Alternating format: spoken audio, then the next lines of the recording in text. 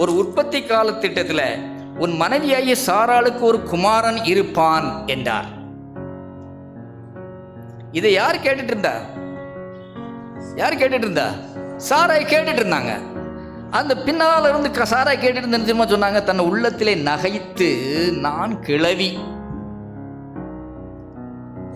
சொல்றது யாரு? கர்த்தர் சொல்லுகிறார், உன் உற்பவ கால திட்டத்திலே நிச்சயமாய் உன்னிடத்தில் திரும்ப வருவேன், அப்பொழுது உன் மனைவியாகிய சாராளுக்கு ஒரு குமாரன் இருப்பான் என்றார். சாராள் அவளுக்கு பின்புறமாக கூடார வாசல் இதை கேட்டுக்கொண்டிருந்தாள். அவள் என்ன சொன்னாள்? தன் உள்ளத்தில், நான் கிழவி. சில நேரங்களில் நாம அப்படின்னு சொல்லுவோம். யாராவது ஒரு நல்ல பொறுப்பு கொடுப்பாங்க, எப்போ நம்மளால் இதெல்லாம் முடியாதுப்பா, நான் கிழவன், வயது சென்றவன்.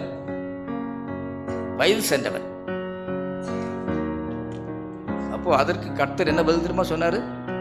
14 வசனத்தை வாசித்து பாருங்க. கர்த்தரால் ஆகாத